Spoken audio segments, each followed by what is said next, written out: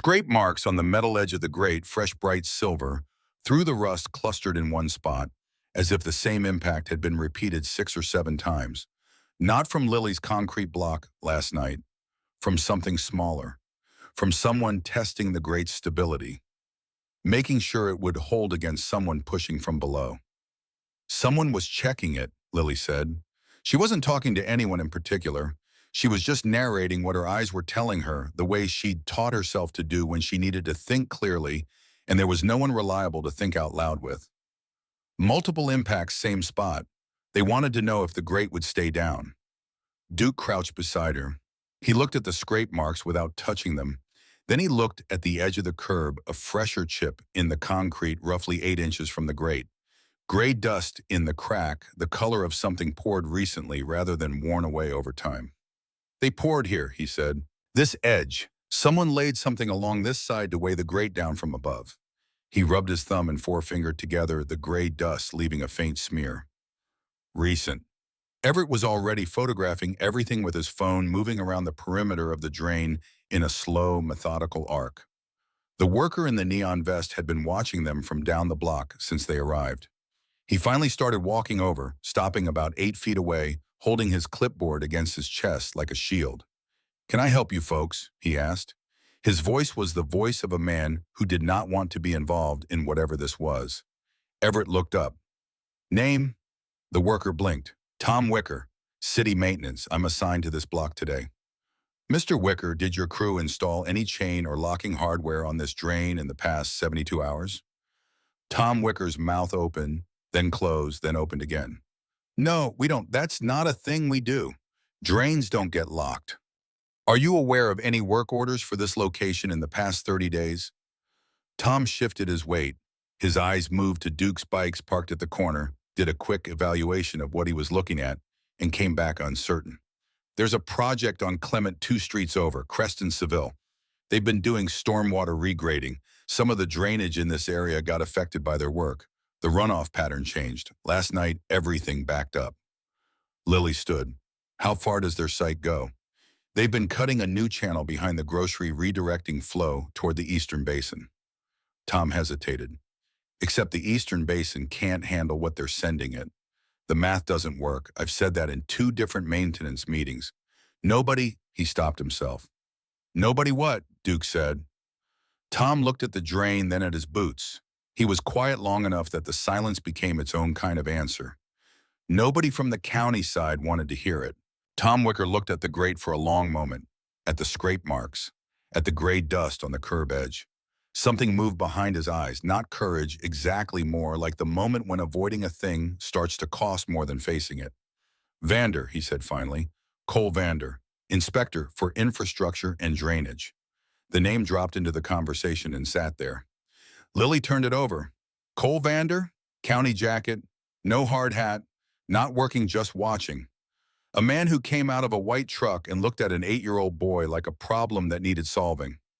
"What does Vander drive?" Everett asked, still making notes, still not looking up. Tom Wicker said nothing for a moment. Then, with the specific reluctance of a man who knows the answer he's about to give will make the next part of his life more complicated. "White county truck, utility bed, county seal on the door." Lily's skin moved, not goosebumps, something lower than that. The memory of standing in the rain outside the police station with bruised wrists and looking across the road at headlights that weren't on at an engine that was running at a white truck with a county seal that hadn't moved until she'd moved first. "That's the truck," she said. "It was there last night, outside the station. Lights off. It was there when we came out." She looked at Everett. It was watching. Gus, who had been standing at the corner this whole time with his back to them and his eyes on the street, spoke without turning around. "Still watching," he said. They all turned. At the far end of the block, a white utility truck with a county seal on the door had turned onto the street from the intersection, driving slowly. The way a vehicle drives when it's not going anywhere in particular and wants you to know, it knows exactly where you are. Duke didn't move. He watched the truck approach without expression, without urgency, with the specific stillness of a man who has decided what he is going to do and is simply waiting for the right moment to do it. The truck slowed as it reached them, crept past the drain at walking speed, the driver's window up the windshield, catching the flat morning light and throwing it back opaque. Then it stopped. 20 feet past the drain, it stopped. Reverse lights came on. It backed up slowly, deliberately, until it was positioned with a direct sight line to the curb where Lily was standing. Not idling. Waiting. The way a camera waits.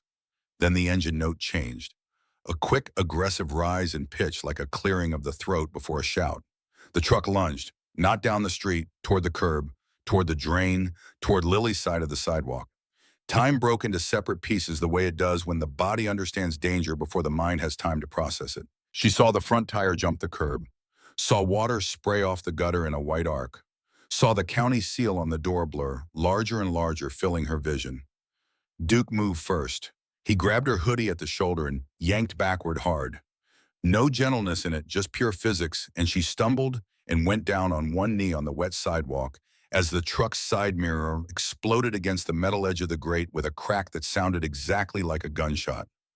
Glass sprayed, something bit her cheek. The truck's rear end fishtailed back into the street tires, screaming on the wet asphalt. And then it was gone, roaring through the intersection, the utility bed rattling, disappearing around the corner before anyone could do anything useful. Silence. The kind that follows a sound too loud to process. Plate, Everett said, already moving to the curb with his phone raised. Lily was already looking. Her eyes had found the rear of the truck the moment it started to move and hadn't let go. Mud on the bumper, but partially visible through the mud in the last half second before the truck rounded the corner, 73J, and then two more characters she caught and held in her mind like she was gripping them with both hands because she knew she had exactly one chance to hold them before they were gone. 73J-942, she said. Her voice shook. I think 73J-942. Everett repeated it immediately into his phone recording. Gus was already at the corner, watching the direction the truck had gone, cataloging. Duke's hand was still on Lily's shoulder. He looked at her face, at the small cut on her cheek where the mirror glass had caught her, bleeding thin and fast down toward her jaw. He didn't say anything. He took a folded bandana from his back pocket and pressed it against her face with the particular gentleness of very large hands that have learned to be careful. That wasn't intimidation, he said quietly. That was something else. Lily pressed the bandana to her cheek and looked at the grate, at the gouge in the metal edge where the truck's mirror had struck, at the scattered glass catching the morning light. Clean up, she said, not asking. Yes. Duke's eyes didn't leave the corner where the truck had disappeared. He came to see what we know, and he wanted you scared enough that knowing it wouldn't matter. Everett lowered his phone. His voice had tightened by exactly 1 degree, the only external sign that anything had affected him. I'm going to need to make some calls. What just happened on a public street in front of 3 witnesses and a recording device is no longer a local matter. Tom Wicker was standing very still, 10 feet away, his clipboard at his side, now the pretense of routine business having evaporated with the truck's mirror. He looked at the glass on the curb. He looked at Lily's face with the bandana pressed against it. He looked like a man making a decision about who he was going to be when this was over. He didn't say anything. He just took out his phone and made a call, and from the way he turned his body slightly away and spoke quietly, Lily understood he wasn't calling a supervisor. Before they left for the warehouse, Everett looked across the street. Above the door of a narrow storefront with barred windows and a hand-lettered sign reading Webb's Buy-Sell Trade, a security camera sat under a rusted metal overhang. Cheap housing, old mount, paint flaking off the bracket, but the lens was angled directly at the storm drain. That might have caught the truck last night, Everett said quietly. Lily went with Gus. Not Everett, not Duke, just Gus, quiet and unhurried, the kind of man who didn't telegraph what he was doing, even when he was doing it directly in front of you. The owner, Otis Webb, was behind the counter when they came in, a man in his mid-60s with a thick gray mustache and the cautious, measuring look of someone who had operated a cash business on this particular block for 20 years and knew exactly which side of which situations to stay out of. His eyes went to Gus first, did the calculation that people always did when they saw someone built and quiet and watchful, and then moved to Lily. Help you, he said in the tone that meant the opposite. I hope so, Lily said. Your camera. She pointed toward the front window, toward the angle that faced the drain. Last night during the storm, Did it record? Otis Webb looked at her, then at the window, then back. Machine malfunctions in heavy rain. Lightning gets into the circuit sometimes. I don't know if there's anything usable. His voice was careful, not hostile. Careful in the way of a man who has decided to say the minimum required and see where it leads. Lily recognized the register. She'd spent 2 years being careful in exactly that way herself, giving just enough to get through a conversation without giving enough to be caught in anything. She didn't push. She didn't argue. She just told him what she'd pulled out of that drain the night before, not dramatically, not as a bid for sympathy, not the way you tell a story when you want something from someone, the way you tell a fact when the fact is the only thing you have. An 8-year-old boy, a locket grate, the water at his chest, a chain that had been put there by someone who had stood outside and listened and laughed and walked away. Otis Webb was quiet for a long time after she finished. Long enough that Gus shifted his weight, long enough that the sound of the street outside filled the silence. Then Webb reached under the counter and came up with a small, black external hard drive, the kind that plugs into a laptop older model with a crack in the plastic casing along one corner. Main recorder fried him, he said. It does that in bad storms. But I wired in a backup 2 years ago after someone broke the window and I lost the footage. Runs off a separate battery circuit. He set the drive on the glass counter between them. I checked it this morning when I came in. There's something on there from last night. I almost called someone. Then I thought about it, and I almost didn't come in at all. He looked at Lily directly. I've got a business on this block. I know who runs what in this county. I understand, Lily said. I don't think you do, he said, but I'm giving it to you anyway. He pushed the drive forward. Because I have a grandson, he's 7. Gus took the drive without a word. Back at the warehouse, Everett connected it to his laptop, and the footage appeared on the screen. Rain and darkness and the wet curb of Route 9 in the middle of the worst storm Harlow had seen in 3 years. Grainy, shaking slightly with interference, shot through with static. But real, unmistakably, undeniably real, in the way that only actual footage of actual events is real without the clean edges that imagination gives things. The white county truck with its lights off, sitting at the curb in front of the drain, sitting there the way something sits when it is not parked, when it is positioned. The engine running, the lights off, the driver's window up. Then the lightning came, one hard, white, total flash that lit the street like a flashbulb in a dark room, and in that single frame for less than a second, but enough through the water-streaked windshield to face. Everett turned the screen so Lily could see. She looked at it. Cole Vander, behind the glass, watching. The camera in his face was the same camera she'd been looking at from across the street 30 minutes ago, before he'd tried to use 2 tons of county property to end the conversation she hadn't finished starting. That's him, she said. Yes, Everett said, and he started making calls. They went to the warehouse, a property behind a chain-link fence with a keypad at the gate and a faded trespassing sign on the posts, the kind of property that looked like nothing from the street and was exactly what it needed to be. Inside, a trailer office with a map on the wall, a generator humming in the back, and the smell of old coffee and the particular purposefulness of a place where people work through the night. Gus confirmed the plate within the hour.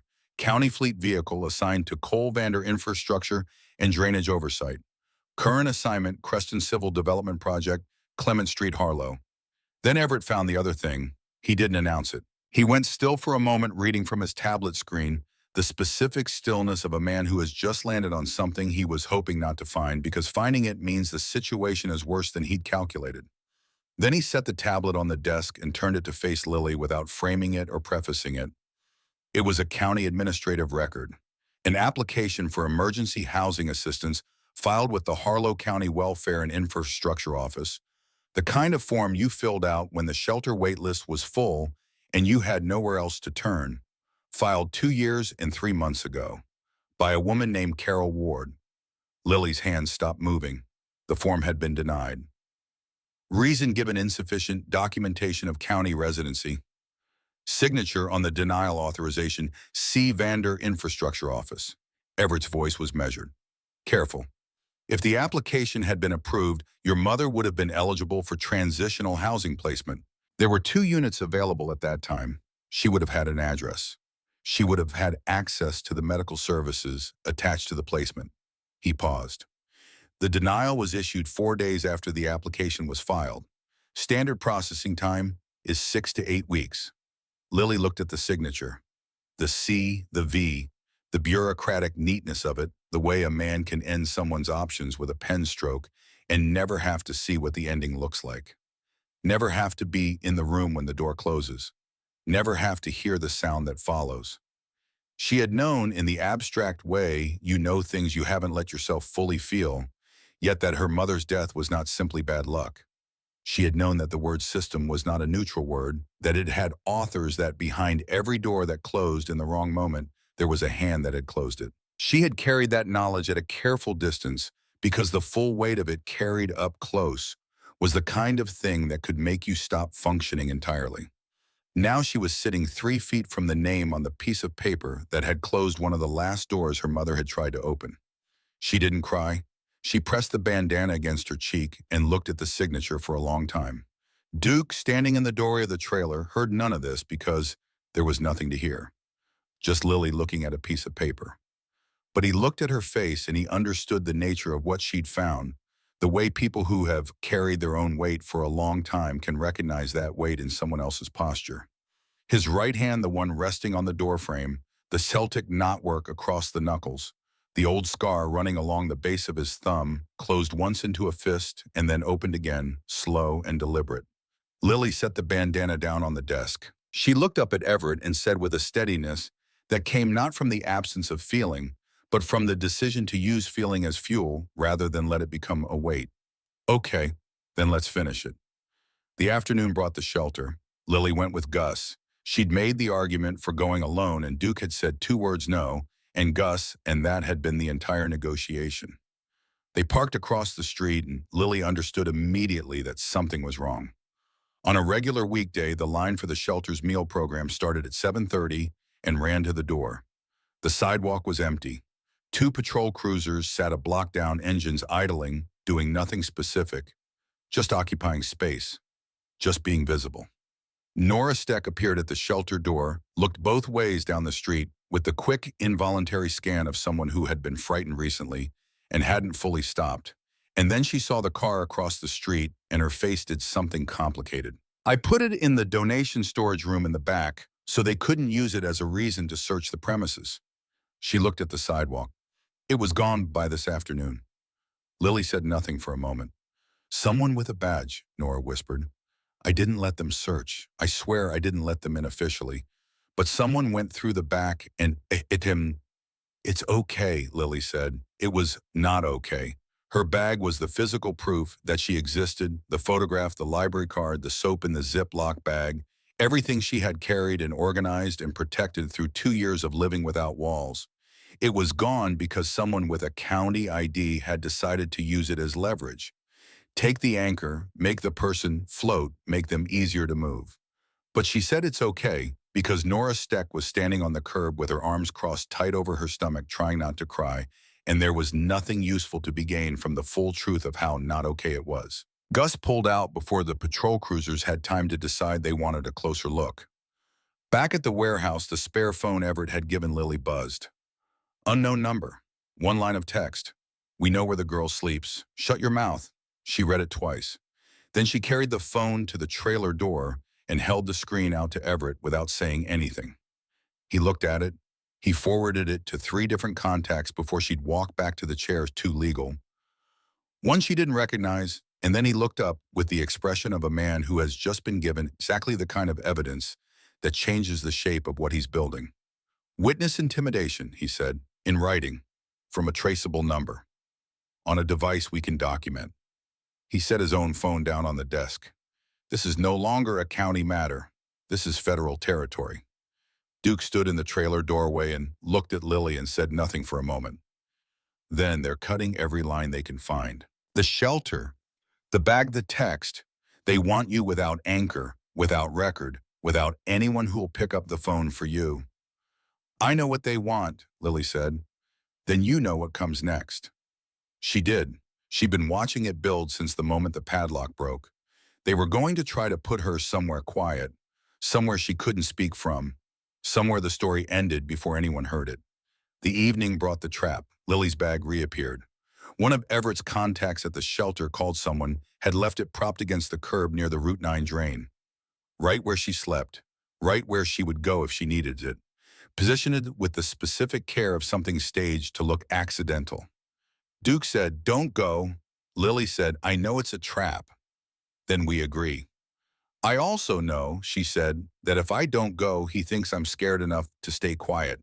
And if he thinks that he stops making mistakes, he gets careful, he waits us out." She looked at Duke directly. "He's already tried to buy me, run me down, and threaten me by text. He's getting louder. Louder means more exposed. I want him louder." Duke looked at her for a long moment, the kind of look that isn't skepticism and isn't approval, but is the particular evaluation you apply when you're deciding whether someone has earned the right to make a dangerous decision. His thumb moved across the scar on his hand once, then was still. Everett said, "We go smart, we go recorded, distance and discipline. If Vander is baiting her in public, he's either desperate or he believes he's untouchable. Either way, he exposes himself." Duke said, "She does exactly what you say. If you say stop, she stops." Lily said, "I understand."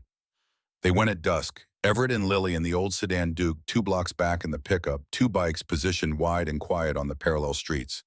Not close enough to announce. Close enough to converge in under a minute. The overpass was dim in the failing light, the day burning off into a flat gray dusk that made the familiar street look like a photograph of itself. The drain sat in its ordinary position on the ordinary curb, and beside it, propped against the concrete lip, exactly where someone would leave something for her to find, was her bag. She could see the silver duct tape on the strap from 15 feet away. She could also see the coil of chain on the sidewalk next to it. Fresh, still faintly damp as if it had been rinsed, laid there like a signature, like someone's idea of a message. "He's here," she said quietly. Everett raised his phone and began recording without a word.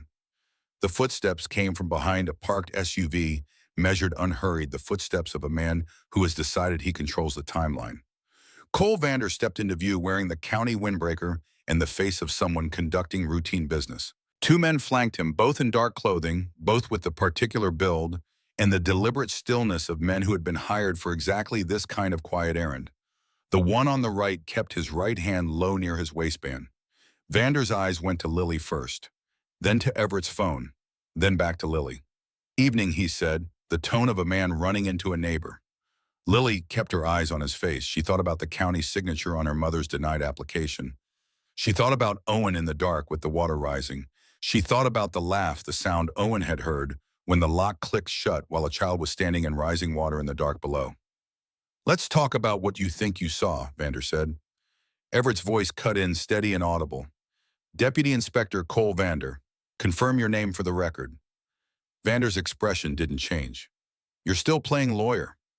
"I'm playing witness," Everett said. "Different game." Vander took a slow step closer to Lily. His hands were loose at his sides, the posture of a man who had done this before and found it effective. "You did something real the other night," he said. "Pulled a kid out of a drain. Town's going to hear about that. Real heroic." His eyes moved to her bag beside the curb. "But then you started saying things about trucks, about locks, about me." His gaze came back to her face. "That's where your luck runs out."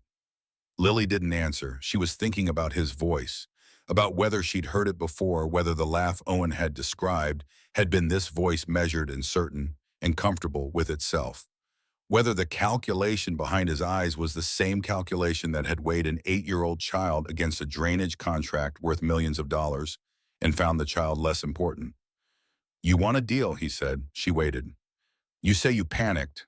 You broke the lock to help and made it worse. You made up the truck story because you thought it would get you a payout." His voice stayed warm, reasonable, the voice of a man offering something practical. "You walk away with Hosh, with a real bed, with paperwork that says you exist." A pause. "Or you don't, and I make sure there isn't a shelter in this county that opens a door for you. I make sure juvenile services has a pickup order that sticks. I make sure you disappear entirely." His eyes moved to her bag on the curb. "That's everything you own right there. I can take it, or I can give you more." Lily looked at him. My mother filed a housing application 2 years ago, she said. Her voice didn't shake. You denied it in 4 days. Vander's face shifted. Not guilt, something more specific. Recognition. The involuntary acknowledgement of a man who knows the file she's describing. You know what happened after that, she said. You know where she ended up. Vander exhaled slowly through his nose. I don't know what you... I'm not asking you to confirm it, Lily said. I'm telling you I know, because you should understand exactly what it is I'm not going to walk away from. There was a moment, just a second, where Vander looked at her the way he should have looked at Owen on the street behind the grocery store. Like she was real, like she was a person whose weight had to be factored into any equation that included her. Then it passed. He nodded at the man on his right. The man's hand came out from near his waistband. The gun didn't point at anyone's chest. It pointed at the ground in front of Lily's feet, angled just enough upward that the message was specific and clear and professional. Not theatrical, functional. Give him the phone, Vander said to Everett. No, Everett said. Now. Touch me or my device, Everett said, and you're committing robbery and obstruction on a recording that is already uploading to multiple locations simultaneously.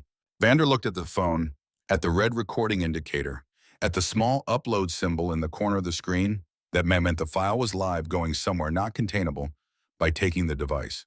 Something shifted in his calculation. The math changed, and he didn't like the new numbers. Then Everett raised his voice, clear, flat, loud enough for anyone within 50 yards to hear. Help, gun, public sidewalk. The three words cracked the air like something thrown at glass. And then from behind the buildings, from the parallel streets, from the intersection at the end of the block, the engines answered. Not a roar, not an assault. A presence building from a murmur into a certainty, the way a weather system builds inevitable and total. Headlights swept the end of the street. The first bike came around the corner, slow and deliberate. Then two more. Then the black pickup rolling up behind them, like a period at the end of a sentence. Vander's eyes went to the bikes. Then back to Lily. The calculation was running fast behind his face now, inputs changing faster than he could adjust. The armed man's hand came up, a fraction reflex. Not decision, the body doing something the mind hadn't fully authorized. Duke stepped out of the pickup. He walked toward Vander's men with his hands visible and open and his eyes locked on the gun. He didn't hurry, he didn't slow down. He said one thing in a voice that had always lived in this specific kind of moment. Put it away. The armed man looked at Duke Harlan, at the breath of him, at the ink running from his hands to his shoulders, at the thing behind his eyes that wasn't anger and wasn't calculation, but was simpler and older and more final than either, and the moment balanced. Then Vander said, take the phone. The armed man stepped toward Everett. A rider materialized between them instantly, palms up, not touching, just occupying the space. Another rider appeared at Lily's side shoulder, angled slightly forward. Vander's voice dropped. Just for Lily. You think this ends here? Lily looked at him steadily. I think it ends in a courtroom, she said. And I think you know what's on the footage from the pawn shop. Vander went still. That was the tell, not what he said, which was nothing but the stillness itself, the half second where the phrase pawn shop landed somewhere behind his eyes, and he couldn't entirely stop the reaction from reaching his face. Otis Webb's backup hard drive, the lightning frame, his own face behind rain-streaked glass. Then Vander reached down and grabbed the coil of chain lying on the sidewalk beside Lily's bag. He swung it toward the drain like he was trying to get it away from the light, away from the cameras, away from the record. Duke's voice came from 10 feet away, quiet and absolute. You just touched your own evidence. Vander stopped with the chain hanging from his hand. He looked at Duke, he looked at Everett's phone, he looked at the riders standing in the streetlight, with their own phones raised, a dozen small lenses, steady and unblinking, aimed at him from every angle, with the specific patience of people who understood that documentation was the most powerful thing happening on this block right now. He let the chain drop. It hit the sidewalk with a sound that meant something beyond its physical weight. Then the sirens started. Two cruisers coming fast from the direction of the county building. Vander's men moved.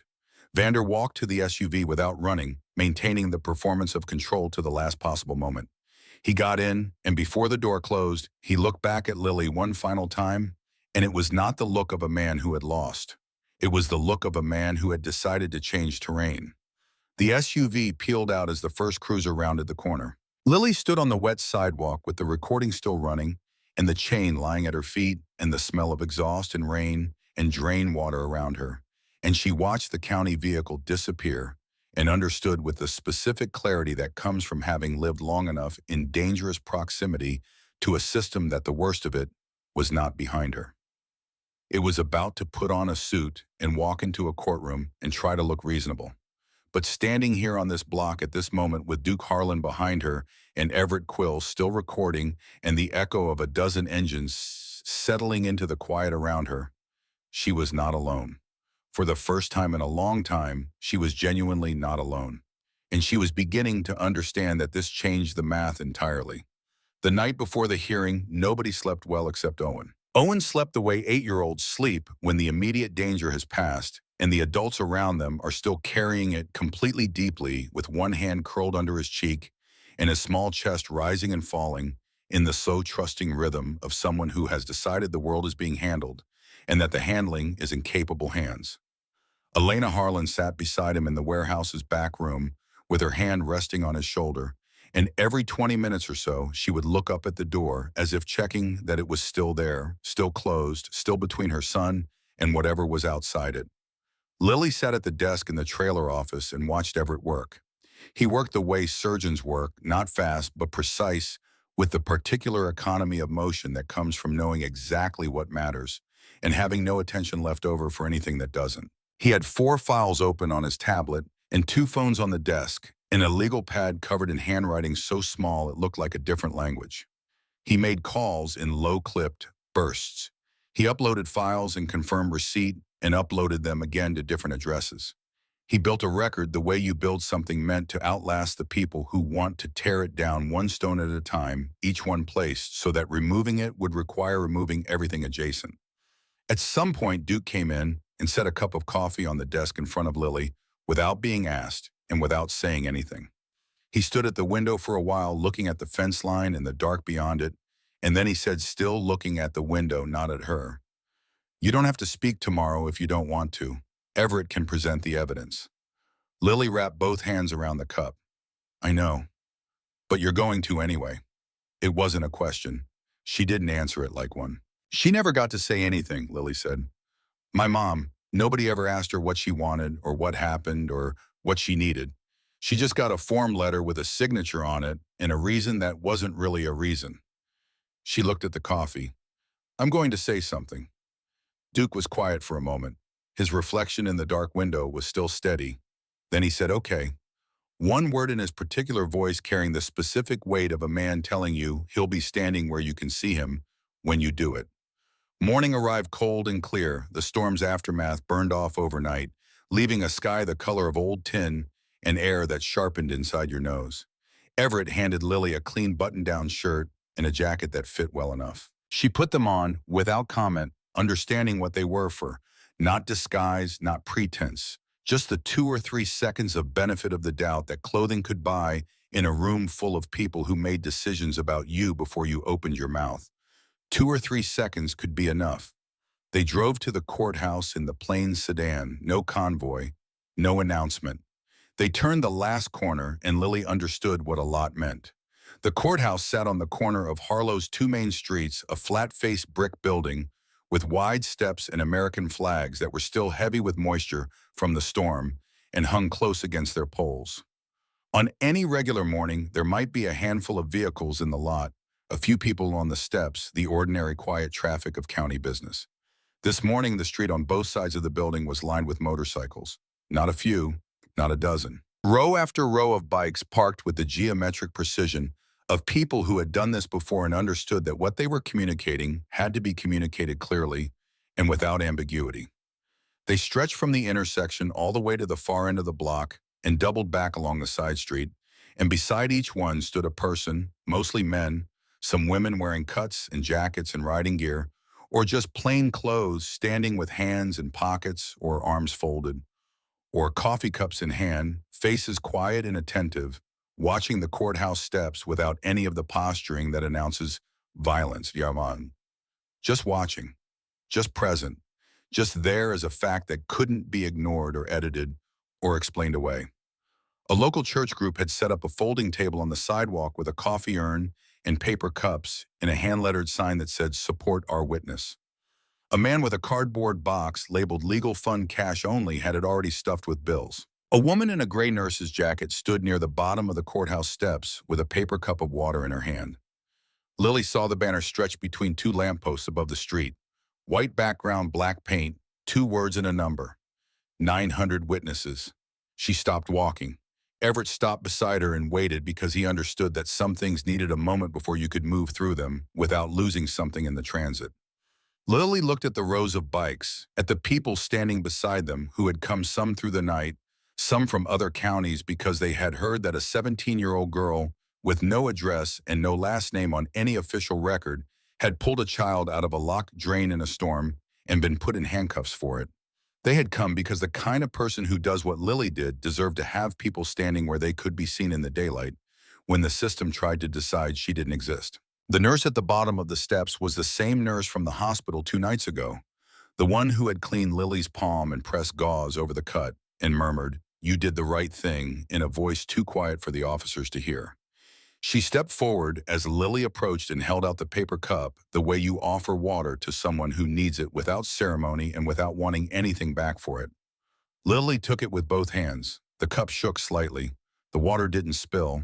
Some of the riders near the steps nodded as she passed. Not applause, not salute, just a specific nod that means "I see you and I am not going to pretend otherwise." The simplest form of acknowledgement. It hit Lily somewhere between the sternum and the throat in a way that made the next 10 steps harder than they should have been for reasons that had nothing to do with fear. She kept walking. She kept her face still. She thought about her mother. Inside the courthouse hallway was dense with deputies and low voices, and the particular tension of a building that was supposed to contain something ordinary and was failing at it. Sheriff Boyd Pruitt stood near the courtroom door with his county attorney beside him, both of them watching Lily and Everett come down the hall with the expressions of men who have spent 12 hours looking for higher ground and discovered that the water found it before they did. Pruitt's eyes moved briefly to the window at the end of the hall toward the muffled sound of idling engines that reached even this far inside the building, and then back to Lily. He said nothing. His hands were in his jacket pockets, and his jaw was set, and he was performing a composure he hadn't actually located. They tried to stop her at the courtroom door.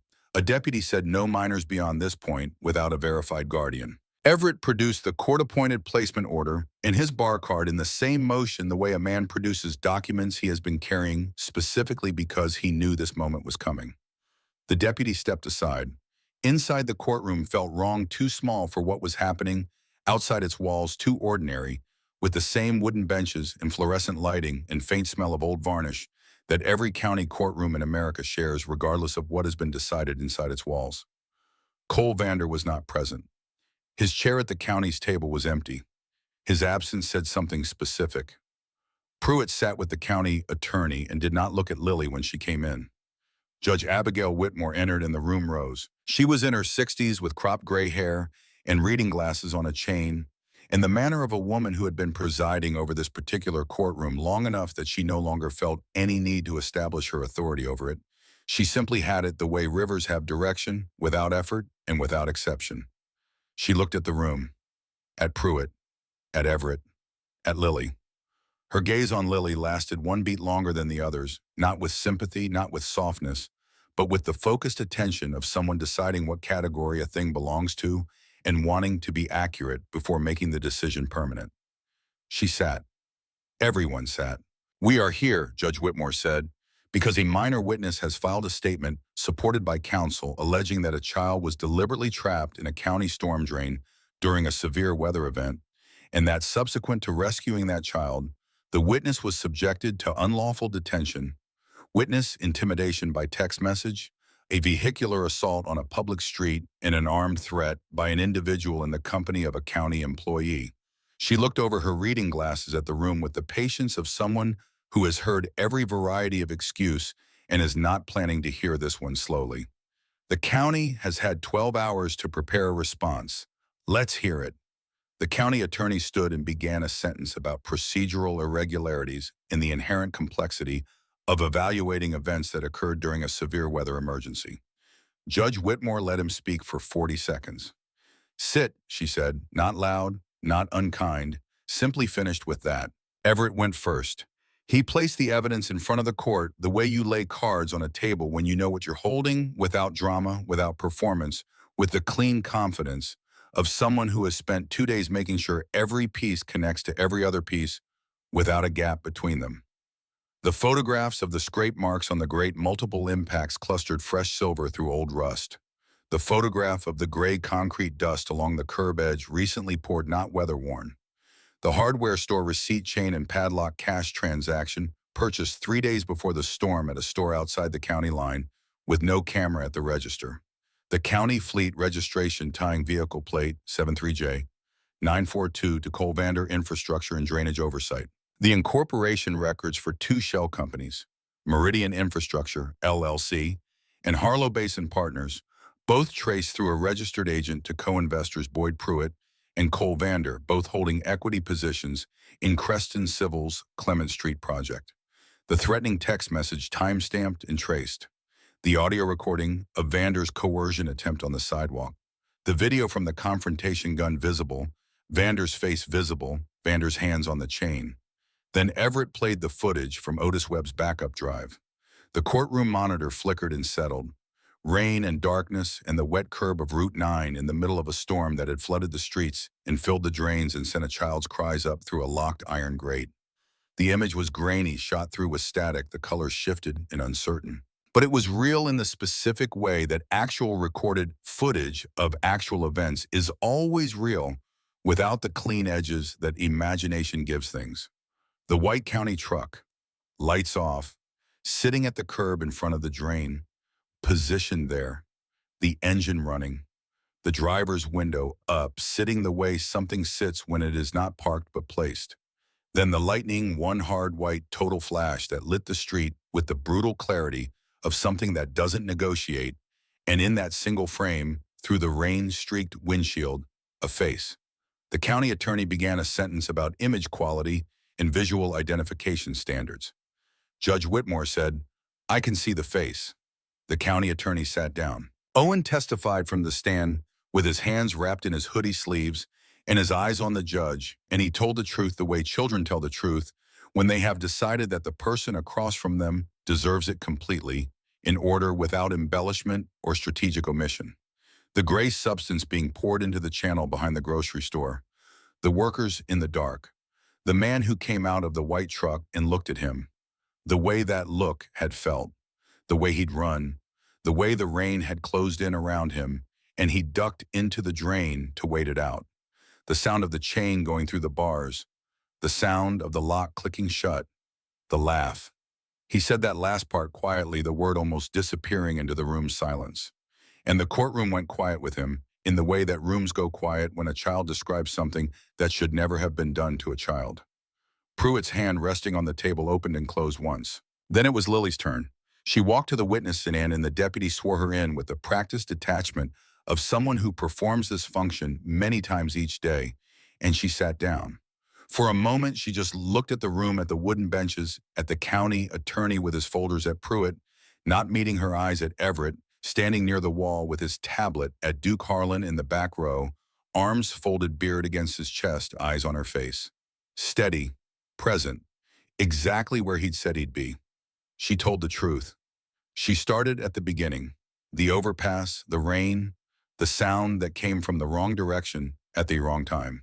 She told it in order, and she told it plainly without reaching for sympathy or performing any version of herself designed to make anyone in the room more comfortable with what they were hearing. She laid it down the way Everett had laid the documents down, piece by piece, each one connecting to the next, the chain of it visible if you were willing to look. The chain, the padlock, the concrete block in the seventh strike, the rebar. Owen's foot in the dark, the water at her waist and the current pushing at her shoulder, and the cold that went past temperature into something that felt like the tunnel claiming her. She told it through the handcuffs outside and the statement she'd refused to sign, and the detective who'd written Doe next to her name like an insult. Through the truck that had jumped the curb that morning with her cheek in its sights. threw the gun on the sidewalk that evening and the chain Vander had picked up and dropped. She told it without looking at Pruitt and without looking at the county attorney and without performing anything for anyone. When she finished, Judge Whitmore was quiet for a moment. The courtroom held the quiet the way a room holds heat. Then the judge said, "Ms. Ward, after everything that was done to you in the 48 hours following your rescue of this child, the detention, the intimidation, the threats, the assault, why did you keep showing up?" The courtroom was very still. Lily thought about all the things she could say. She thought about the signature on the denial form. She thought about the laugh in the dark. She thought about 2 years of making herself invisible enough to fit in the spaces a world leaves when it forgets you're in it. Because Owen was 8 years old, she said, and somebody decided that meant nobody would care. The courtroom made a sound, not applause, nothing that simple, just the involuntary release of breath that happens when a room full of people finally hears said clearly something they already knew. Judge Whitmore held Lily's gaze for 3 full seconds. Then she turned. "Sheriff Pruitt," she said, "did your office issue a juvenile pickup order for this witness after she had been released under a court-sponsored temporary placement?" Pruitt looked at his hands. The county attorney leaned close to him and said something with his mouth barely moving. "Yes or no," the judge said. The county attorney started, "Your Honor, with respect." "I'm asking the sheriff," Judge Whitmore said. "Sheriff, yes or no?" Pruitt looked up. He looked at the county attorney. He looked at the window toward the steady sound of engines outside that had been there since before the hearing started. He looked at the footage frozen on the courtroom monitor, the lightning frame Vander's face behind the glass. The unambiguous fact of it. He looked at everything available to him and found nothing that helped. "Yes," he said. The room exhaled. And then Boyd Pruitt, having run his calculation and found Vander on the wrong side of the ledger, said what a man says when the structure he's been standing on begins to give way beneath him, and he needs to find something solid before it goes completely. He said that the pickup order had been requested by Cole Vander and that he had approved it as a professional courtesy between county offices. He said that Vander had represented it as a standard welfare check on an unaccompanied minor. He said that he had not been aware his exact words chosen carefully and delivered to the court reporter that the minor in question was a material witness to Vander's presence at the storm drain on the night of the incident. He said it clearly. He said it on record. Everett didn't react visibly. He just made a small note on his legal pad and continued standing exactly where he was. The county attorney tried 3 more times and was declined twice and overruled once. Judge Whitmore let the record accumulate without rushing it, building it the way you build something meant to stand after the people who tried to prevent it have finished failing. Then she lifted the gavel. "It is the finding of this court," she said, "that the minor witness before us is a protected witness in an active investigation, that all detention efforts directed at her person in the 48 hours following the rescue were procedurally improper and constituted witness intimidation under state statute. That probable cause exists for charges of obstruction, criminal conspiracy, and abuse of county authority against Cole Vander, and pending further review additional parties." A pause measured and deliberate. "The court further finds that the rescue performed by this witness was an act carried out in good faith under emergency conditions, and that no criminal liability attaches to her actions in any regard." Another pause. "Deputy Inspector Vander is ordered to appear before this court by end of business today. A warrant for his arrest will issue upon his failure to appear. The Creston Civil Project on Clement Street is suspended pending environmental and structural review by state inspectors. Sheriff Pruitt's office is placed under the state conduct review effective immediately." She lifted the gavel and brought it down. The sound it made was not theatrical.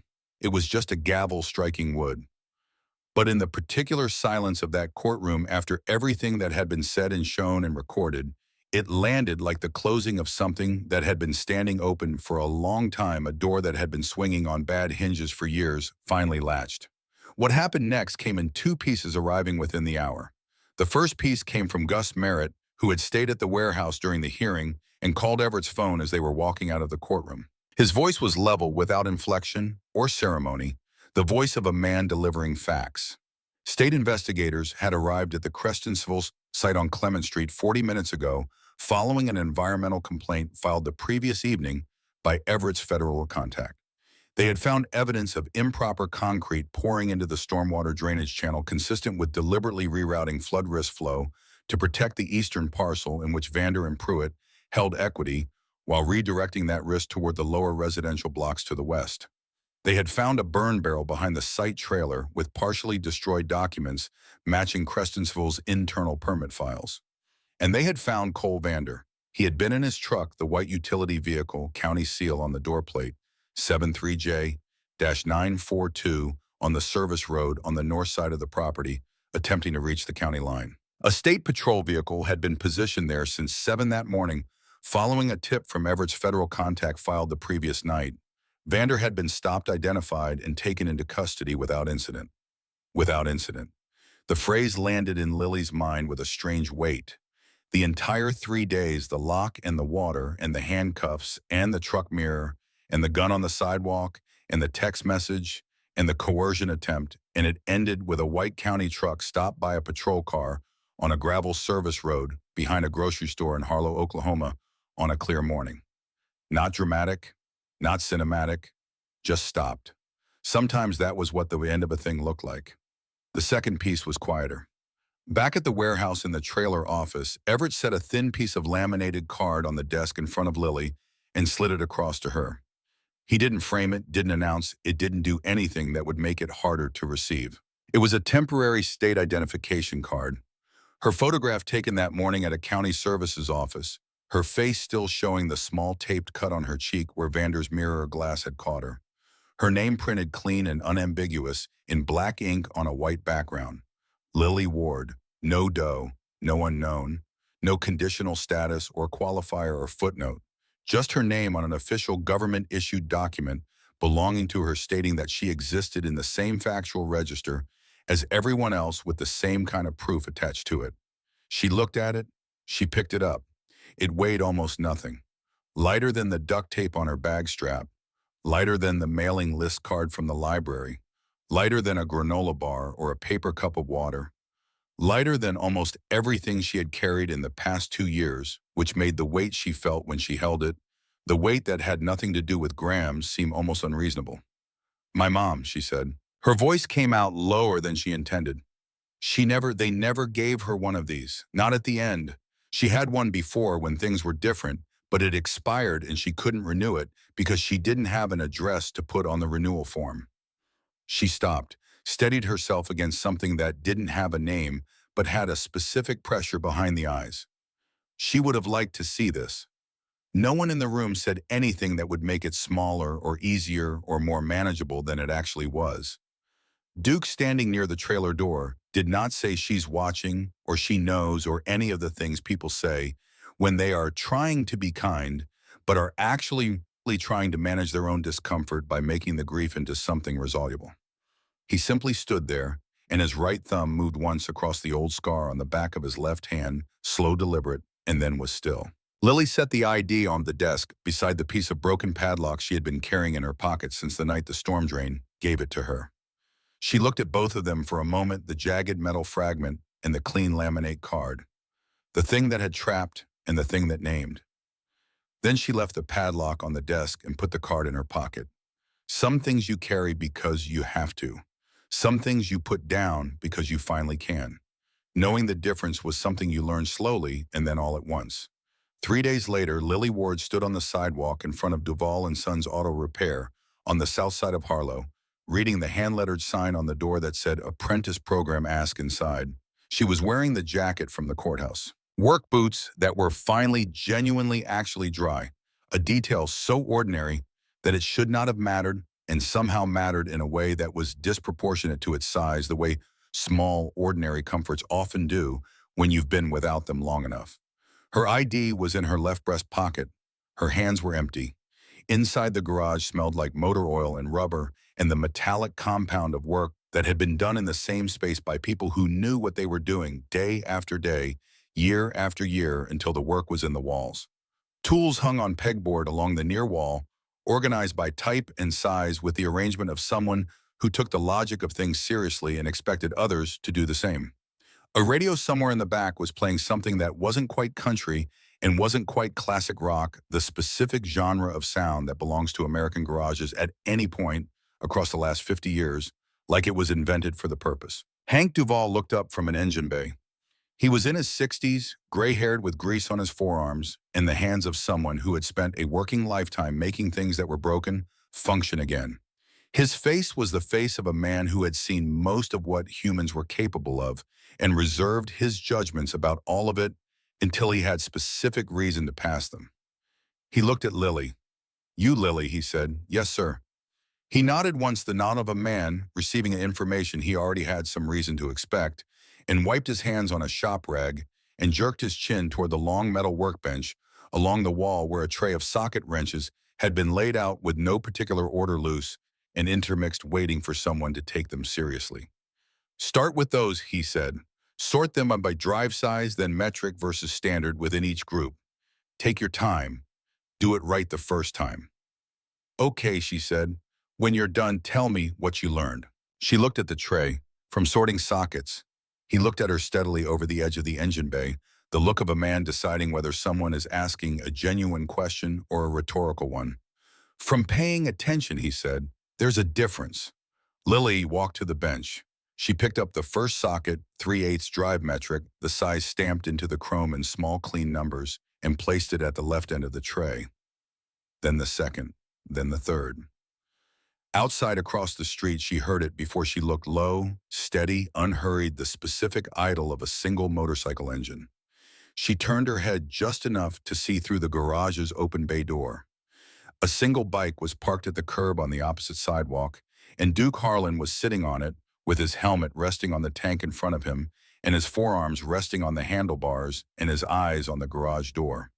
Not 20 riders, not a row of bikes, just him. Just present the way a person is present when they have chosen to be somewhere and mean it.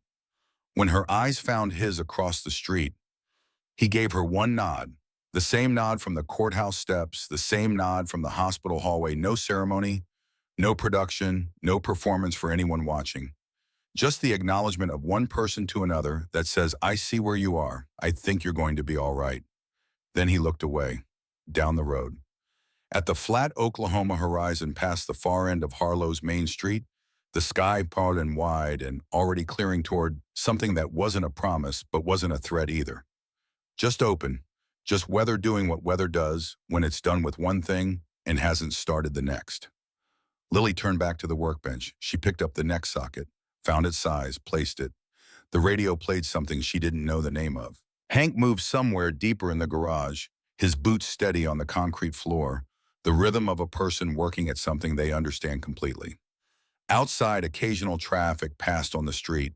The engine of Duke's bike ticked quietly as it cooled away metal contracts after heat settling into the temperature of the surrounding air, becoming part of whatever it's resting in. She worked her way through the tray socket by socket, size by size, each one turned in her fingers, until she found the number stamped into it. Each one placed in its correct position relative to the ones beside it, the small, clean logic of it accumulating into something that looked like order, like a system that made sense, like a set of parts that knew where they belonged. For the first time in 2 years, the quiet around her wasn't the quiet of invisibility. The careful, deliberate survival required silence of someone who has learned to take up as little space as possible so the world has less to push against. It was just quiet, the ordinary workable quiet of a morning when the worst has already happened and the next thing, whatever it turns out to be, hasn't started yet. She kept her hands moving. She kept going.